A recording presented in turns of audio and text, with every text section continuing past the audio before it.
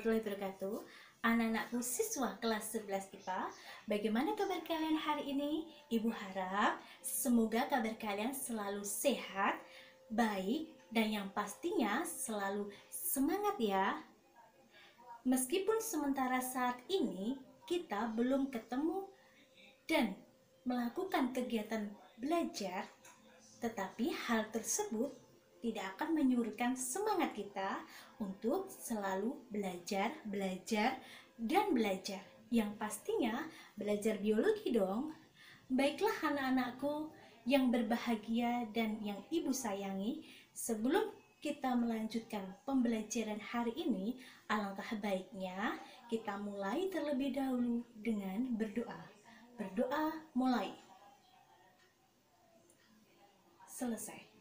Nah, pada pembelajaran sebelumnya, Bu Umi sudah menjelaskan beberapa materi. Di antaranya ada struktur sel, jaringan pada tumbuhan, dan jaringan pada hewan. Pada pembelajaran hari ini, Bu Umi akan menjelaskan mengenai sistem gerak pada manusia. Nah, sebelum Bu Umi menjelaskan tentang sistem gerak pada manusia, Bu Umi akan menjelaskan terlebih dahulu tentang kompetensi dasar dan beberapa indikator. Kompetensi dasar menganalisis hubungan antara struktur jaringan penyusun organ pada sistem gerak dalam kaitannya dengan bioproses dan gangguan fungsi yang dapat terjadi pada sistem gerak manusia. Indikatornya: 1. Memahami mekanisme gerak. 2. Mengidentifikasi macam-macam gerak. 3. Mengidentifikasi kelainan pada sistem gerak. 4. Menjelaskan teknologi yang mungkin untuk membantu kelainan pada sistem gerak. Dan yang kelima, menganalisis hubungan antara struktur jaringan penyusun organ pada sistem gerak dalam kaitannya dengan bioproses dan gangguan fungsi yang dapat terjadi pada sistem gerak manusia. Nah, pada pembelajaran hari ini, Bu Umi hanya akan menjelaskan satu indikator saja, yaitu memahami mekanisme gerak. Sekarang, coba perhatikan gambar yang Bu Umi tampilkan. Menurut pendapat kalian, mengapa tulang manusia bisa patah? Seperti pada gambar tersebut.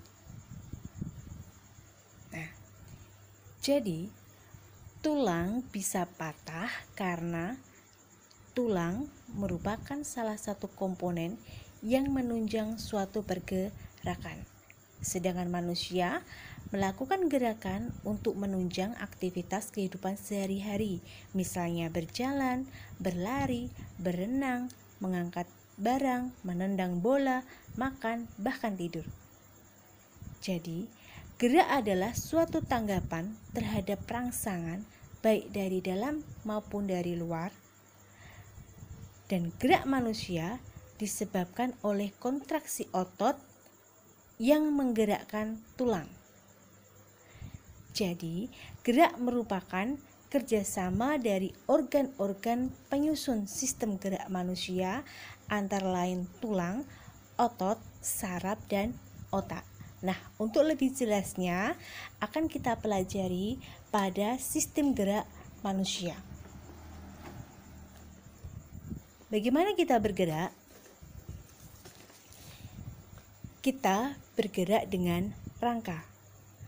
Rangka merupakan alat gerak pasif yang akan digerakkan oleh otot. Rangka terletak di dalam tubuh kita yang terlindungi otot dan kulit. Untuk lebih jelasnya, Bu Umi jelaskan tentang fungsi rangka. Rangka memiliki fungsi sebagai berikut. 1. Memberi bentuk dan postur tubuh. 2. Melindungi organ-organ yang lunak. 3. Penyangga berat badan. 4. Tempat melekatnya otot rangka. 5. Mendukung terjadinya gerakan. 6.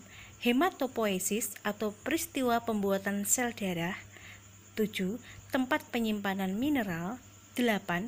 Tempat penyimpanan energi, dan 9. Fungsi imunologis. Nah, itu tadi beberapa dari fungsi rangka. Bisa kita bayangkan bagaimana tubuh kita kalau tidak memiliki rangka? Pastinya tubuh kita akan berbentuk tak beraturan, bukan? Rangka pada manusia dewasa tersusun dari 206 tulang dengan berbagai macam bentuk dan ukuran. Pada saat lahir, manusia memiliki tulang lebih banyak sekitar 270 buah karena beberapa tulang belum mengalami penyambungan atau penyatuan. Bisa kalian amati rangka manusia yang Bu Umi tampilkan, tampak dari depan dan dari belakang. Rangka tubuh manusia dibedakan menjadi 2 jenis, yaitu rangka aksial dan rangka apendikular. Rangka aksial atau rangka sumbu tubuh dibedakan menjadi 1. Tulang tengkorak yang berfungsi melindungi otak, organ pendengaran, dan organ penglihatan, terdiri atas tulang kranial dan tulang fasial. Yang kedua, tulang telinga dalam dan tulang hyoid, terdiri dari tulang telinga dalam dan tulang hyoid itu terletak di dalam tengkorak, berfungsi menerima dan mentransmisikan impuls suara, dan sebagai tempat melekatnya otot mulut dan lidah sehingga dapat membantu proses menelan. Ketiga, tulang belakang atau kolumna vertebra tersusun dari 26 ruas yang dihubungkan oleh cakram tulang rawan fibrosa. Fungsinya 1. Menopang kepala dan bagian tubuh lainnya. 2. Melindungi organ dalam tubuh. 3. Tempat melekatnya tulang rusuk. Dan 4. Menentukan sikap tubuh. Yang keempat, tulang dada atau sternum dan tulang rusuk atau kosta berfungsi melindungi paru-paru dan jantung. Tulang dada terdiri atas 3 bagian, manusbrim, stermi, corpus stermi, dan proceus xiphoid. Sedangkan tulang rusuk dibedakan menjadi 3 macam. Tulang rusuk sejati yang melekat pada tulang dada ada 7 pasang. Tulang rusuk palsu, ujung depannya melekat pada tulang rusuk, di atasnya ada 3 pasang, dan tulang rusuk melayang, ujung depan tidak melekat pada tulang maupun manapun ya, terdiri dari 2 pasang. Yang kedua, rangka apendikular atau anggota gerak tubuh yang terdiri dari 1. Gelang bahu atau pektoral merupakan persendian yang menghubungkan lengan dengan badan, terdiri atas tulang scapula atau belikat dan tulang clavikula atau selangka. Yang kedua, anggota gerak atas ya. Terdiri dari humerus, radius, ulna, karpal, metakarpal, dan falangus. Dan yang ketiga, gelang panggul atau pelvis. Berfungsi menyangga berat tubuh dan melindungi bagian dalam rongga pelvis, terdiri atas ilium, tulang usus, pubis, tulang kemaluan, dan ischium, tulang duduk. Dan yang keempat, anggota gerak bawah yang terdiri dari femur, tibia, fibula, patella, tarsal, metatarsal, dan falangus. Selanjutnya tentang struktur tulang.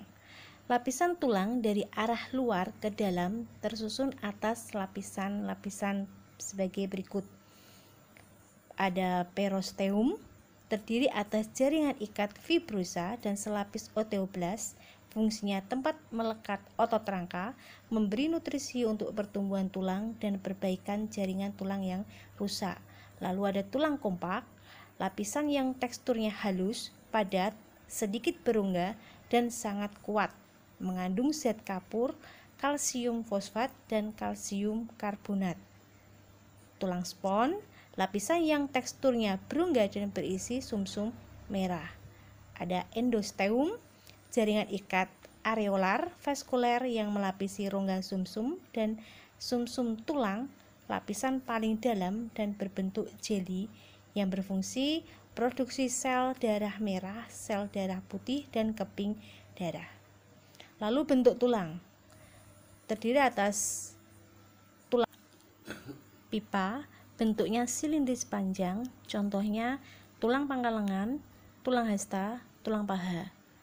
2. Tulang pendek, berukuran pendek dan berbentuk kubus, contohnya tulang pergelangan tangan dan tulang pergelangan kaki. 3.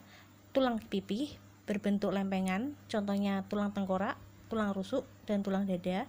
4. Tulang tidak beraturan, bentuknya tidak beraturan, contohnya tulang-tulang penyusun tulang belakang. Dan yang keempat, tulang sesamoid, berukuran kecil dan bulat yang terdapat pada formasi persendian bersambungan dengan kartilago, ligamen, atau tulang lainnya. Contohnya tulang tempurung lutut atau patella. Selanjutnya, proses pembentukan dan perkembangan tulang. Proses pembentukan tulang disebut dengan osifikasi. Cara pembentukan tulang yang pertama, osifikasi intramembran, yaitu proses pembentukan tulang secara langsung dengan cara mengganti jaringan penyambung padat lengan simpanan garam-garam kalsium untuk membentuk tulang. Prosesnya terjadi hanya sekali, yaitu dari sel mesenkim